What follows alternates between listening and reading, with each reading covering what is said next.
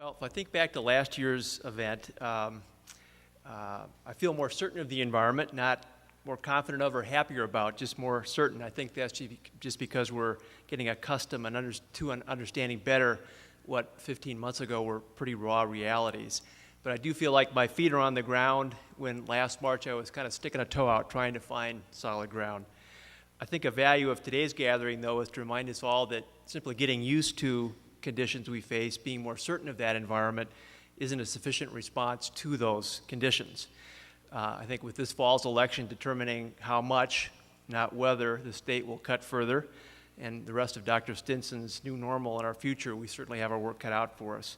Still, I think with our feet on the ground more firmly and some positive trends like increased volunteerism in place, I think we can be more intentional about leading. And to me, that means focusing on two key leadership roles. First, we can, as others have already said, and should, aim to influence the sweep of events which help shape our environment, impact our work, and affect our program participants. And I'll come back to this point in a moment. Second, as we're trying to shape events, at any given moment, the environment we face is what it is. And our leadership challenge at that moment is to reconcile growing needs with strained resources.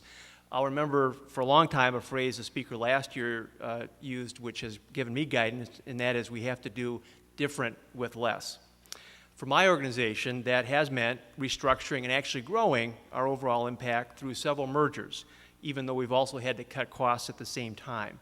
One merger was with a venerable, long-standing community agency with complementary programs, but a difficult path ahead at their mid-range organizational size. Another was with a new nonprofit that didn't develop a sustainable program model, but did have important housing assets to preserve. And we've also created a single home for a continuum of related employment programs that previously had separate homes. None of these were quick or easy decisions, nor were they silver bullet cost savers. All required finding a rationale for action that staff and boards could rally around. And as one of our corporate friends who had been through multiple mergers suggested, we were creating new blended families with all the emotional fragility that can elicit. I had many conversations about valuing and sincerely honoring organizational identity, history, and mission. But in the end, these actions did result in more effective use of resources while preserving important programming in the community.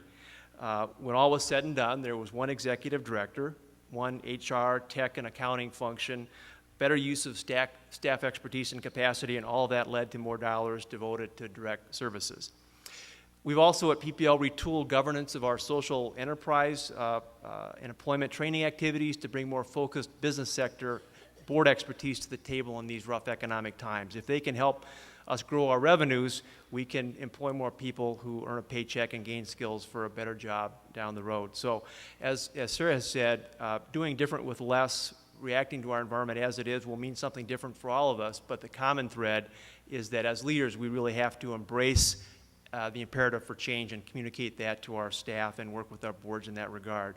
Let me use my remaining time to comment briefly on the leadership role of influencing the sweep of events which shape our future. First and foremost, as a sector, we have to remain in the middle of the debate about redefining the social compact in Minnesota. We're going to hear from some that it's no longer government's job to address what for years have been commonly held responsibilities.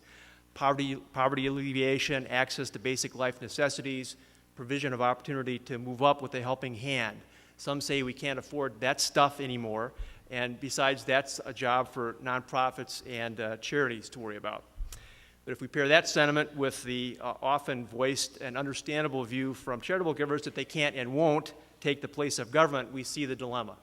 Real people, new Minnesotans, folks facing the greatest challenges in life, individuals we all will need to count on as our future workforce are caught at the intersection of this conflict. So how we reconcile it will really help define our future direction. I think another opportunity to influence is through increased dialogue about the trend towards narrowing focus of philanthropic giving and an impatience at times by donors, which, if taken to an extreme, can lead us away from addressing the hardest to solve problems in our community and discourage serving people with the most complicated issues, because doing those things just won't pencil out. So if I had to encapsulate my concerns here, I would say that I'm less worried these days about becoming a cold Omaha.